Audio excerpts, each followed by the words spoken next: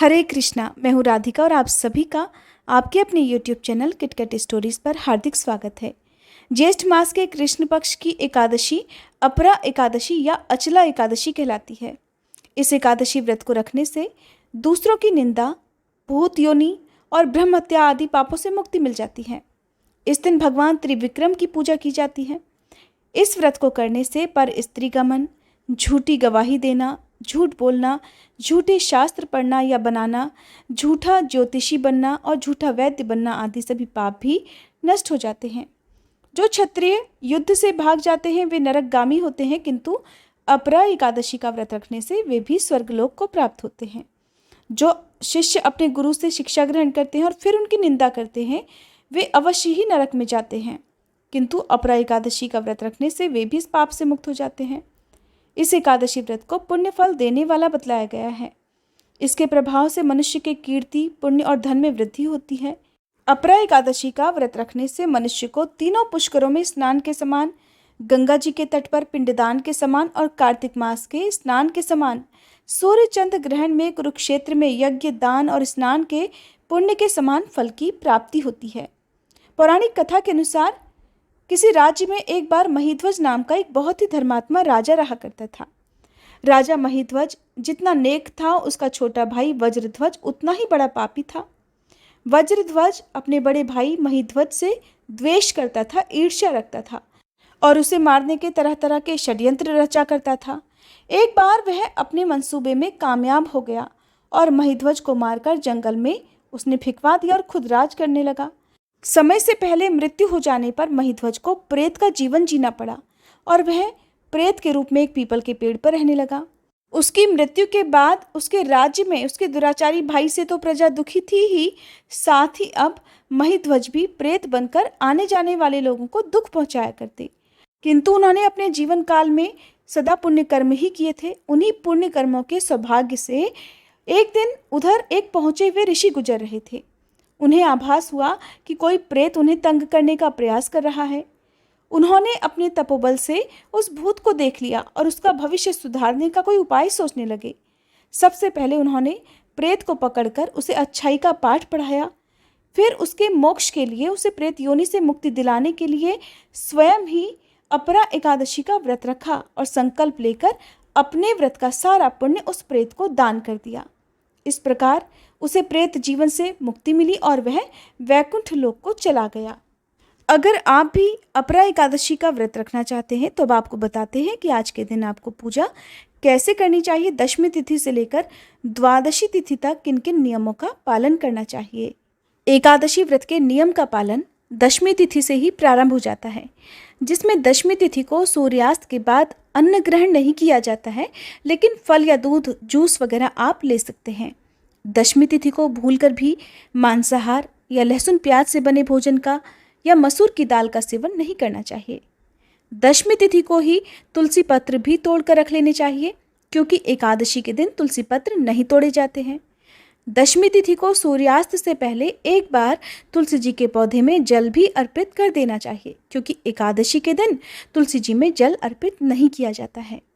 महिलाओं या कन्याओं को जिन्होंने भी एकादशी का उपवास रखना है, दशमी तिथि के दिन ही सिर से स्नान कर लेना चाहिए, क्योंकि एकादशी के दिन सिर से स्नान करना वर्जित होता है। फिर दशमी तिथि की रात को मन में संकल्प करें कि अगले दिन आप सच्चे मन से, श्रद्धा और विश्वास के साथ एकादशी का उपवास रखेंगे। फिर एकादशी को सुबह यदि हो सके तो ब्रह्म मुहूर्त में, नहीं तो जल्दी उठकर घर की साफ सफाई करके, स्नान करके शुद्ध होने के बाद साफ स्वच्छ पीले या फिर हल्के रंग के वस्त्र धारण करें। काले रंग के वस्त्रों का प्रयोग ना करें। पूरे घर में और मंदिर में गंगा जल का छिड़काव करें। सूर्य देवता को जल अर्पित करें। फिर एक चौकी पर साफ पीला वस्त्र बिछाकर उस पर भगवान गणेश और भगवान विष्णु तथा माँ लक्ष्मी जी की मूर्ति या तस्वीर की स्थापना करें। भगवान गणेश को रोली या सिंदूर का तिलक लगाएं। लाल पुष्प अर्पित करें। फिर भगवान विष्णु को चंदन का या हल्दी का तिलक लगाएं। पीला पुष्प अर्पित करें। जनेऊ अर्पित करें। माँ लक्ष्मी जी को रोली या कुमकुम का तिलक लगाएं और लाल पुष्प अर्पित करें। अगर आपके घर में कौड़ी हैं या फिर दक्षिणावर्ती शंख है तो आज के दिन उनकी भी पूजा करनी चाहिए।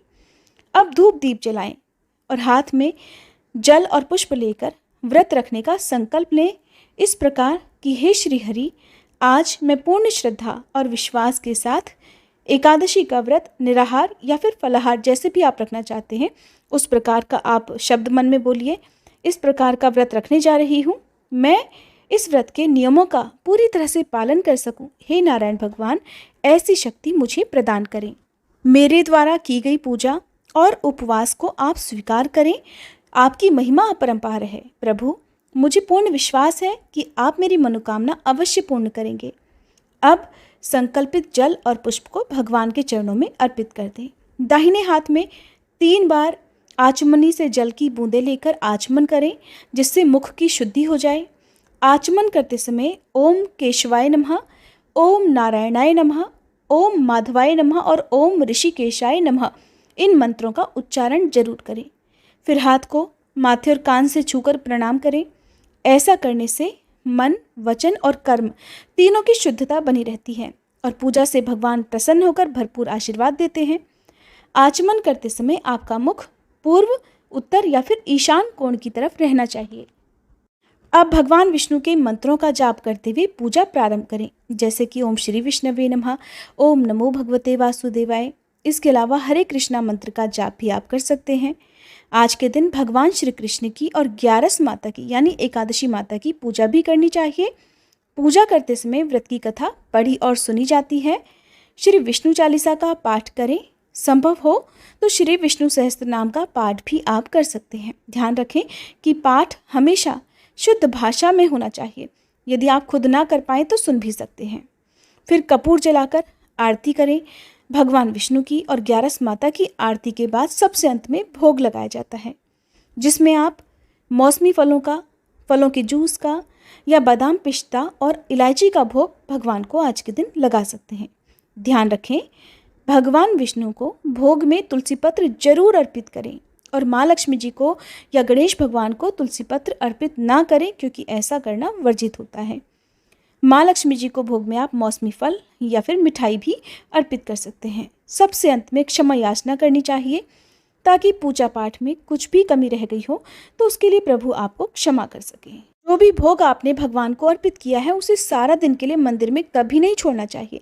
पूजा करने के बाद तुरंत उस भोग को उठाकर प्रसाद रूप में परिवारजनों में बांट देना चाहिए और कुछ का दान आप अगले दिन भी कर सकते हैं। हर एकादशी व्रत में कलश की स्थापना भी करनी चाहिए। कलश की स्थापना आप साधारण तरीके से कर सकते हैं या फिर जिस प्रकार से नवरात्रि के दिनों में कलश की स्थापना की जाती है उस प्रकार से भी कर सकते हैं। कलश की स्थापना करने के साथ ही सभी नवग्रहों का भी ध्यान करें। ऐसा करने से नवग्रहों की कृपा भी प्राप्त होती है।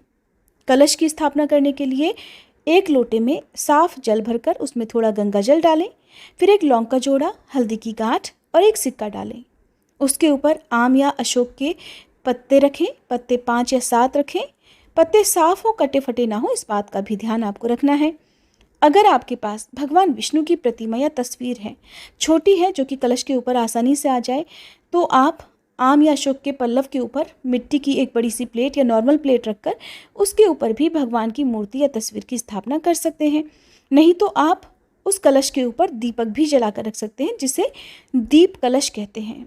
अगर आपके पास समय का अभाव है, आप ऐसा नहीं कर पाते हैं, तो आप केवल जल से भरा हुआ कलश आज के दिन मंदिर में पूजा करते समय जरूर रखें।